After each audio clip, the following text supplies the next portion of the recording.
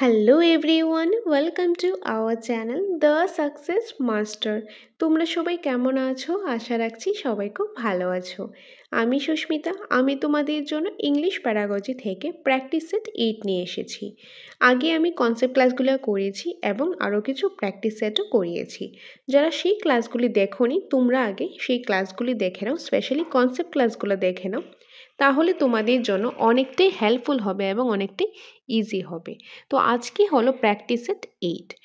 এখন তাহলে শুরু করছি আজকের ইম্পর্টেন্ট ক্লাস। তোমরা স্কিপ না করে লাস্ট পর্যন্ত দেখতে থাকো, তাহলে আশা করি অনেকটাই তোমাদের জন্য হেল্পফুল হবে। So first one, the intellectual skill reflected by cognitive development. এটা কি হবে? Cognitive development. কারণ কগনিটিভ ডেভেলপমেন্ট হলো ব্রেনের সাথে রিলেটেড, আর ইন্টেলেকচুয়াল স্কিল সেটা ব্রেনের সাথে related. So option number C হবে এটা correct answer.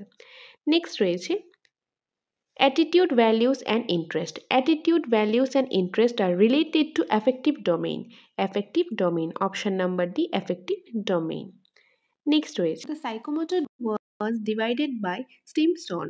Correct answer is 7 subgroups. Psychomotor domainটাকে 7টা সাবগ্রুপে ভাগ করা হয়েছে। কার দ্বারা করা হয়েছে?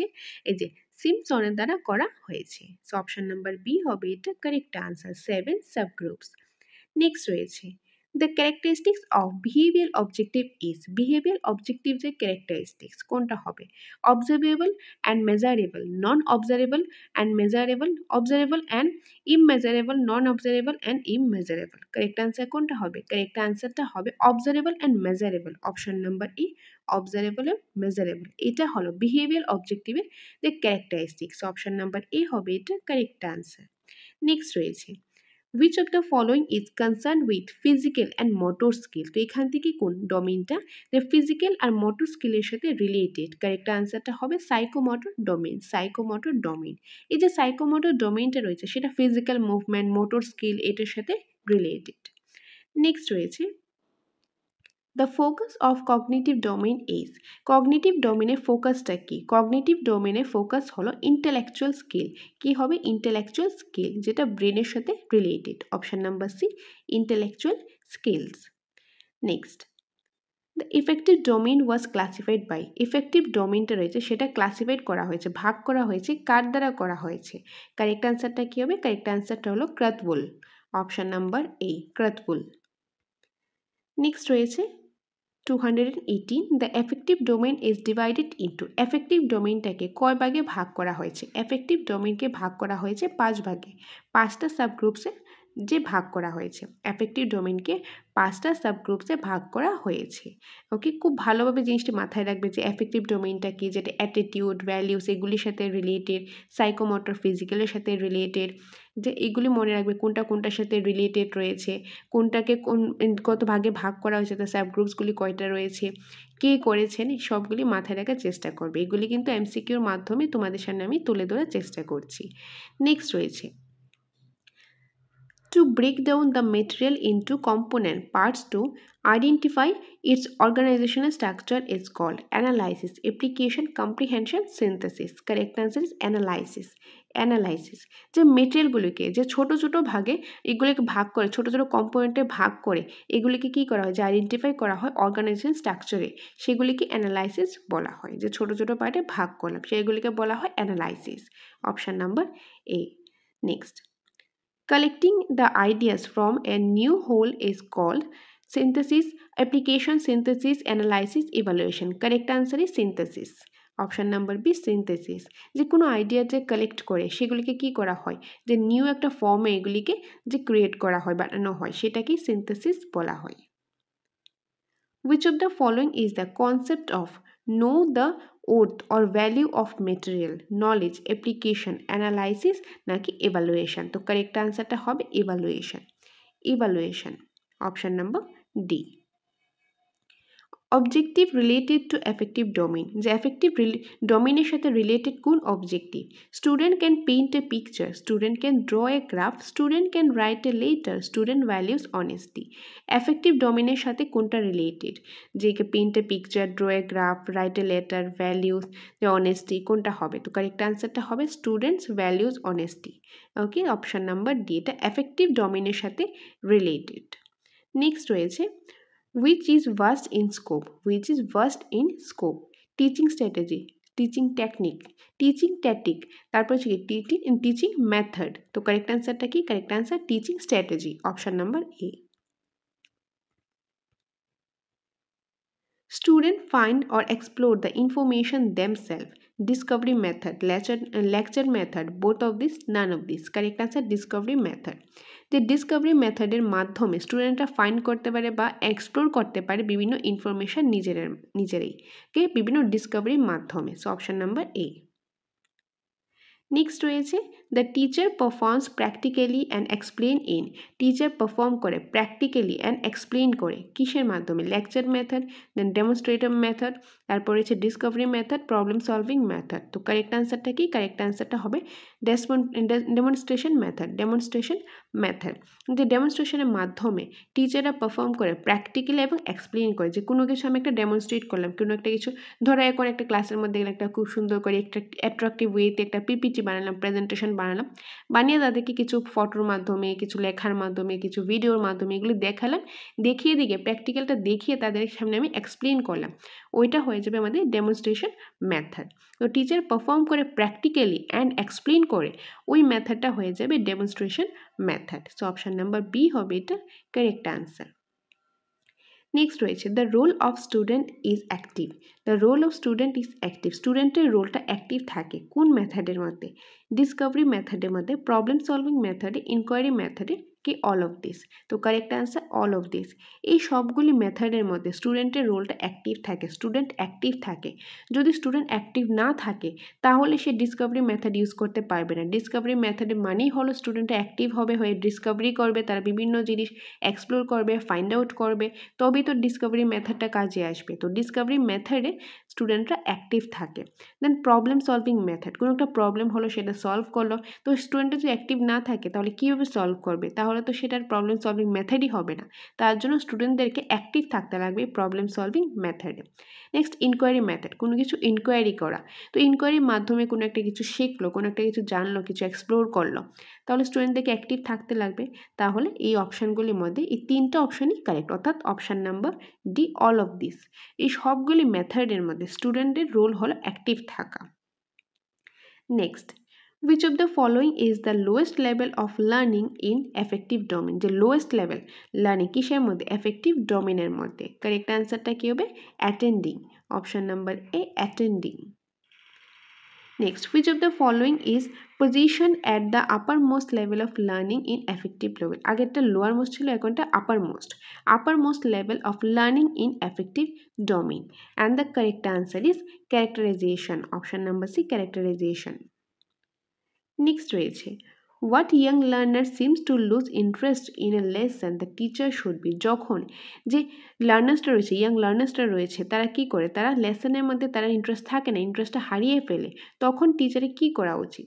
allow them go out and play, ask them to sleep for a while, tell them a story, ask them to sit quietly for some time। তো correct answer option number C tell them a story. এই বাকি অপশানগুলির মধ্যে থেকে সবচেয়ে appropriate হলো টেল them a story. তাহলে টিচাররা যদি একটা স্টোরি বলে, তাদেরকে ইন্টারেস্টিং ওয়েতে একটা গল্প বলে, কোনো একটা যে কোনো পড়া গল্প বা অন্যান্য কোনো গল্প বলে, তাহলে কি করবে? তাহলে স্টুডেন্টরা যে লার্নার্স রয়েছে তারা যে ইন্টারেস্টটা হারিয়ে ফেলেছিল তার সেই ইন্টারেস্ট চলে আসবে ক্লাসের মধ্যে। So option number C.